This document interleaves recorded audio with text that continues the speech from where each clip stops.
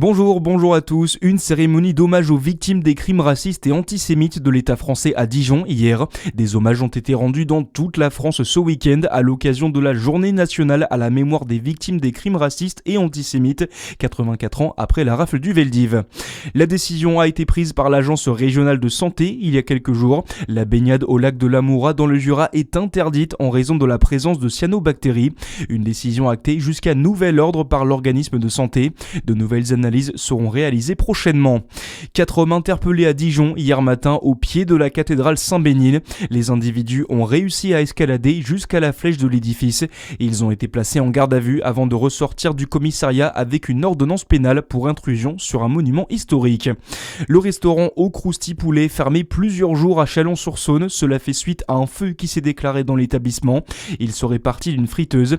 Il a pu être maîtrisé par les pompiers, mais le restaurant restera fermé jusqu'à nouvel ordre. Dans le reste de l'actualité, cet élan de solidarité pour la forêt de Fontainebleau, dont plus de 2000 hectares sont partis en fumée. La cagnotte lancée en ligne et gérée par la Fondation du Patrimoine a récolté près de 500 000 € en 3 jours.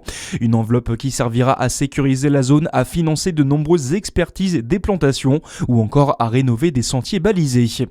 Il dénonce un texte dangereux. Le collectif Nourrir s'est mobilisé ce week-end partout en France pour s'opposer au projet de loi d'urgence agricole. Le texte débute aujourd'hui à l'Assemblée après le compromis trouvé lors de la commission mixte paritaire. Un an après la loi du plomb, le texte prévoit le retour des pesticides néonicotinoïdes. La gestion et la gouvernance de l'eau est également au cœur des inquiétudes selon Mathieu Courgeot, coprésident du collectif Nourrir.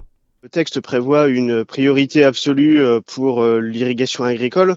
Alors la question n'est pas d'être pour ou contre l'irrigation agricole, bien sûr qu'elle est nécessaire, mais en tout cas de squeezer la démocratie locale autour de l'eau et d'en faire une priorité absolue, ça nous paraît extrêmement dangereux, surtout dans un contexte où on sait que l'eau va venir à manquer, qu'on a des besoins qui peuvent être sur certaines filières, par exemple les fruits et légumes, et donc il y a vraiment cette question-là du partage de l'eau entre différents usages, donc entre l'agriculture, le tourisme, l'eau potable, etc., mais aussi entre agriculteurs pour savoir qui va irriguer et quelle culture. Et ce texte-là ne répond à aucune de ces questions. Le collectif Nourrir appelle au rassemblement devant l'Assemblée nationale aujourd'hui pour protester contre le texte et alerter les députés.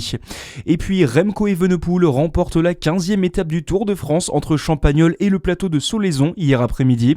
Le Belge s'est imposé devant le maillot jaune Tadej Pogačar. Une 15e étape marquée par un énorme rebondissement, l'abandon de Jonas Vingegaard après une chute. Le Danois souffre d'une fracture de la clavicule. Il va devoir être opéré.